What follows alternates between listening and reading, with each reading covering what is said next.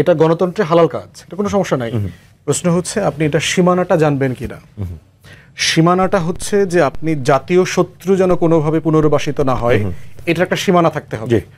যেমন ধরেন এবি পার্টির পজিশন কি, যে আমি জুলাই সনদ যদি সাইন নাও করি শেষ পর্যন্ত, আমরা ধরেন বাস্তবায়নের পদ্ধতি নিয়ে আমরা একমত হইলাম না, আমরা জুলাই সনদ স্বাক্ষর করলাম না, কিন্তু আমরা নির্বাচনে যাব।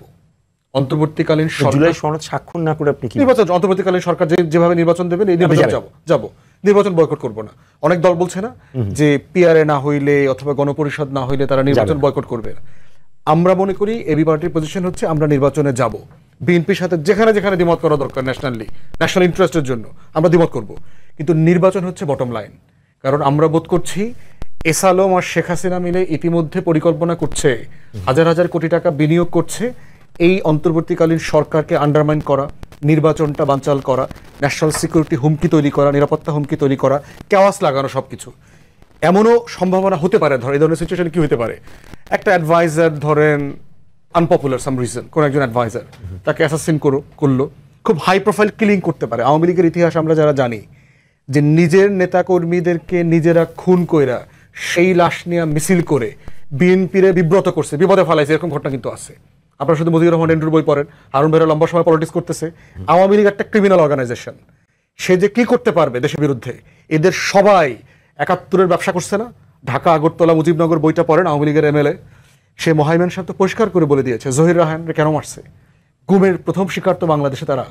অতএব কাদেরিয়া বাহিনী, এই যে ডাকাতদের বাহিনী তৈরি করছে রয়ের টাকায়, প্রশিক্ষণে, অস্ত্রে। অতএব আওয়ামী লীগ কি করতে পারে সেটার কনসিকুয়েন্স আমরা হিস্টোরিক্যালি জানি।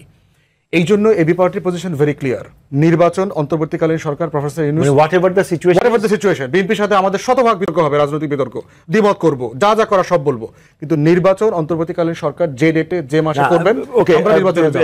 ফুয়াদ ভাই, আপনি যে এই ইলমটা পাইলেন, এই ইলমটা বাকি রাজনৈতিক দলগুলো পাইতেছে না? ওয়েল, সেটা অন্য আলোচনা, জাস্ট আপনি ওই কোন আলোচনা একটু যদি আপনি কি মনে হয় আপনার ইন্টারপ্রিটেশনটা কি? আমি এখানে জাস্ট একটু যোগ করি, এখন কিন্তু কোনো পার্টি বলে নাই তারা নির্বাচনে যাবে না। ফুয়াদ ভাই প্রথম মনে অন রেকর্ড স্পষ্ট করলেন আমি যদি সাইনও না করি আমি যাব নির্বাচনে। এটা কোনো পার্টি বলেছে? এটা আমাদের পার্টি পজিশন। অন্য কোনো পার্টি কি বলছে আমরা জানি না। এইজন্য এই মানে এবং বিএনপিকে কোনোভাবে জোর করে হারাইতে হবে, ইঞ্জিনিয়ারিং এর অংশ হইতে হবে, এই পলিটিক্সের ভিতরে আমরা নাই। কিন্তু এর মানে কি বিএনপির এগেইনস্টে আমার একটা পলিটিক্স আছে না? আমার একটা পলিটিক্স আছে। তো আমি যদি জোট কইরা পারি, আমি যদি সিট বেশি নিতে পারি, আমি যদি ভোট বেশি পাই, সেই ইলেকটোরাল পলিটিক্স তো আমি করব। সেটা আমি করব। মানে গণতন্ত্রের মূল্যবোধের ভিতরে যা যা পড়ে, কিন্তু এর মানে আমি তারেক রহমানের বাপমা তুলে গালি দিব না। এগুলো আমার বটম লাইন। আমার পলিটিক্সের বটম লাইন আছে যে এই যে যখন এই একটা যুবদলের এক নেতা আরেক নেতার পাথর দিয়ে খুঁড়ে মারছে না, ক্যাম্পাসগুলোতে বিভিন্ন জায়গাতে তারেক রহমানের ব্যাপারে গালাগালি হয়েছে না, আমরাও তো হাসিনার এই ভাষায় গালি দেইনি গত 16 বছর। হাসিনার মতো যে ফেরাউন তারাইছি, এই ফেরাউনরে তো আমরা এই ভাষায় গালি দেই নাই। তারেক রহমানের গালি দিতে হবে কেন ভাই? তারেক রহমানের ওই পলিটিক্সটা কাদের পলিটিক্স? যাদের না না আপনি অনেক সচেতন, এই গণ অভ্যুত্থানের পলিটিক্স না। বটম লাইন হচ্ছে আমার এগুলো গণ অভ্যুত্থানের পলিটিক্স না। আমি তারেক রহমানের বক্তব্যের সমালোচনা করব, বিএনপির পলিসির সমালোচনা করব, দ্বিমত করব, কিন্তু কাউকে অশালীন ভাষা ব্যবহার করা, এই বটম লাইনগুলো আমরা পলিটিক্সে এক্সারসাইজ করতে চাই। তো সেই জায়গাতে যাদের যে বিষয়ে দ্বিমত আছে, দ্বিমতের আলোচনা করবো। যারা বলছে এটা চাই ওইটা চাই, কোনো সমস্যা নাই, নেগোশিয়েট তো করবে, এটা তো পলিটিক্স। বিএনপি একসময় জামাতকে নিয়ে পলিটিক্স করে নাই, করছে তো।